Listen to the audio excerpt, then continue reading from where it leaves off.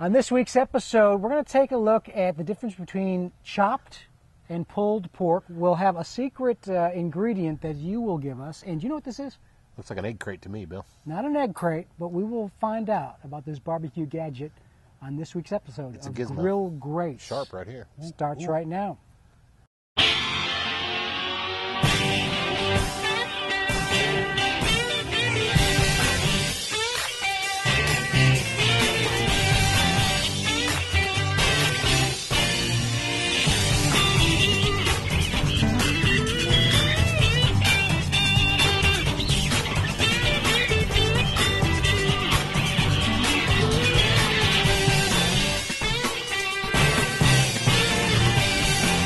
From the birthplace of American barbecue, right here, the low country of South Carolina, this is Grill Greats. It's Bill West, Jack Waybor, and another episode. We're going to look at a couple different fun things, and one of them is what this is. Don't tell yet. Well, you can think about it. It looks like a torture device or something, No, Bill. it's got some spikes on there. No doubt. We'll look into that in just a minute. Plus, Dangerous. the secret ingredient today is got some kick to it. Kick to it. We'll get into that in just a minute. I actually had some good meat recently. Good Any barbecue. Yeah. I went to my favorite place, Sconiers Barbecue in Augusta. Have you been to Sconiers? I have not. Have you heard of it? No. Just good, affordable. I had the beef. I like the beef. Buffet? No. Order it up? Order it up. Cafeteria style? Yeah. I mean, no, it's like a big, it's an Augusta legend. So if anybody gets to, I'll have to bring some back next time. Cause, What kind of pork do they sell? They cook whole hams, and they have ribs and all too, but Chopped, sliced? Ham, and it is chopped. Chopped. Chopped. Interesting. Yeah. Sauce? I'll try and find out. Yeah, they got a bunch of good. Different kinds? I guess more like a West Carolina sauce, but I would say my favorite. So Your favorite place to go? one of them. Sconiers. Good We'll place. have to investigate some other places here soon, but good stuff. Let's get right into viewer mail here. Jack and Bill, they write, I've always loved a good barbecue sandwich. Speaking of Sconiers, I have made it myself a bunch. I am not totally clear on the difference in regular, chopped, sliced, and pulled. Are they cooked differently? And since I have my first cook-off coming up this August, can you use all methods in competition barbecue? Thanks for your help. Signed, Patrick in Florida. Patrick in Florida. Great question, Patrick. Thanks for writing in. There is a huge difference between chopped pork, pulled pork, sliced pork, and there is a difference in temperature when you get those particular cuts done. Yep. Classically, when you serve pork, classically ham is chopped, shoulders are pulled, loins are sliced. Is that just BS? No, it's not BS. We teach that in the Carolina Pitmaster Say it School. again. Hams are chopped, Okay. shoulders are pulled, loins are sliced. So when you're doing a contest and you're putting your box together, Right. Bill, you have to be able to communicate with the judges on, you want to show all the parts of the hog. That's when you're doing the whole hog. When you Okay. do the whole hog. Maybe you said that. But yeah, the loin is one thing I never really, until the class, I never realized, you're slicing. Slicing loins. Okay. Now you can slice a Boston butt, but when you slice a Boston butt, we got beer? Oh, we do. Cheers. Back to Allagash beers. When you slice a Boston butt, you don't want to cook it don't want to cook it to 190, 200 degrees because it's basically falling apart. So you won't be able to slice it. You want to cut your cook time at about 180. That For way, which one? For the Boston butt. Okay. That way the meat will stay together when you slice it. Okay. When you go past the 185 into the 190 range, now you're looking at getting into the pulling range where meat will just fall apart and you can pull. I prefer pulled pork. A lot of people like chopped pork. Chopped pork is a classic sandwich in North Carolina. They take the pork, they chop it all up, but they use hams a lot in North Carolina now. So they chop the pork up, but you put the chopped pork on the bun.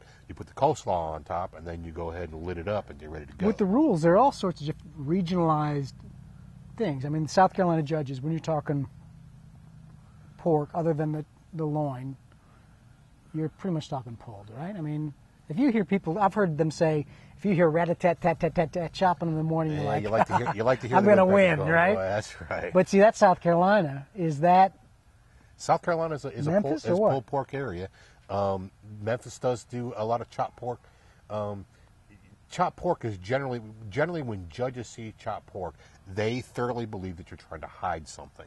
Because when a judge picks up a piece of meat, he likes to be able to pull it apart and be able to look at it and be able to tell how tender it is and bite a big piece of it to see how tender it is, to see how the how the cook did with that piece of meat. When you chop pork up into a fine chop, you really are taking away from what you're doing. You don't have your bark as much either, right? Yeah, and the bark is always a big Right. deal, which is like the crust. Right. Unless you go to a rough chop. Now, I've been to a lot of places that that have a rough chop. You throw it on the cutting board, chop it up 3 or 4 times, bap, bap, bap, bap, bap, throw it on a bun, and then you're good. As long as you have big chunks to work with. What is it when I've seen chopped that it's like real fluffy almost? Even had palmetto pig right Sure. down the road here. It's like it's chopped, but it's almost like it's got fluffy air in it. With the chopping process, that's generally a mechanical chop there. Like a chopper? Yeah, a chopper, a buffalo chopper will chop See, it I up like pretty that good. though. You can't really do that in There's certainly nothing wrong with it. competition, can you? I wouldn't do it. The judges again can't really judge your meat.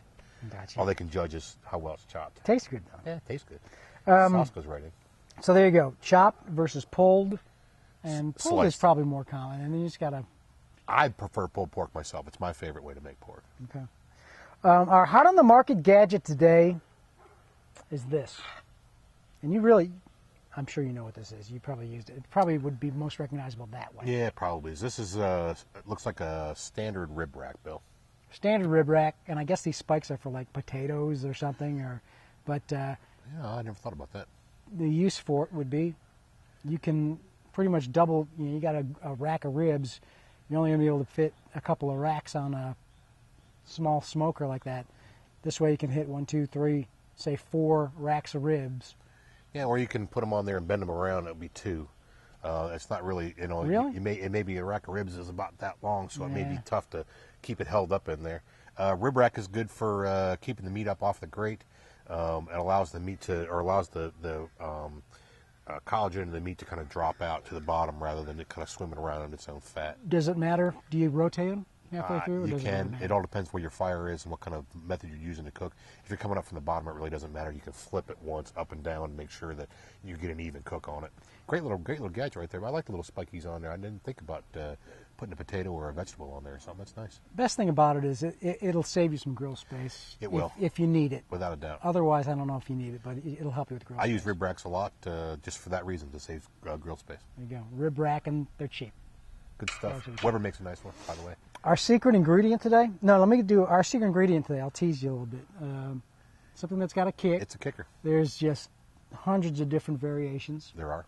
And I think the one thing you're going to talk about I've got in my sauce. Really? My award-winning sauce. I had a buddy of mine just cook and use my sauce in a I had no idea competition. you had an award-winning sauce, Bill. Yes, it's now so it's officially, it was like a neighborhood competition. So I can call it, officially could call it award-winning. Coming up in a second with the secret ingredient. First, the website of the week, and this is appropriate because we're just talking about competitions and different kind of regionalized Right. things. KCBS.us. That is the KCBS website. Kansas City Barbecue Society has their own website. They post all the contests up there, all the contest scores. They have a gizmo and gadget section on there, links to just about everything you want, clothing, ways to become a KCBS judge. There's just all the information for the KCBS is at KCBS. I like the logo. They got a cool, they got cool hats and stuff Yeah, like that. they do. The one thing I liked about their website, I've used it in the past, is they've got a real good things you need for your first cook-off. That's They've right. got some They good do. cheat sheets and good help. They really do. If you're going to go do your first competition, KCBS.us. I said .us. Yes, KCBS.us, Kansas City Barbecue Society. Go there. Have a good time. All right, secret ingredient is pepper. Pepper or peppers. I think we're going to talk about chilies is what we're going to talk about, really. Chili peppers. Yeah. We're going to talk about the chipotle and the length. A chipotle is a smoked jalapeno. It's smoked and dried. Good stuff. You could use it in a lot of different ways, especially if you use it dry. You can put it in your mortar and pestle that we talked about on our last show. Grind it up and you have chili powder that way. So chipotle for dried ones. I use the ones in adobo. In a chipotle and adobo? Cheap, and I actually use it for the sauce. However, right. you got to watch the spice on it because if you use in competition, right? They like it pretty tame. Actually, I think the chipotle pepper is probably the best thing to use because it's a jalapeno. The heat is not all that strong, and it's easy to move to the back of your palate so it doesn't come up on the front. See, I use it a lot. I use the chipotle pepper in a lot of different things, both dried and the chipotle and adobo. Good stuff. Where do you get the dried? You can buy it on any chili pepper rack in your basic discounter store. They're there. We'll find a link. That's it for now. Where are you cooking next? We'll be in probably Daytona at the big show at the Daytona, not the Daytona 500, the Daytona Speedway for the 4th of July. Hug your mama. Hug your mama. We've got to keep up the tradition. Got to hug your mama. See you next week.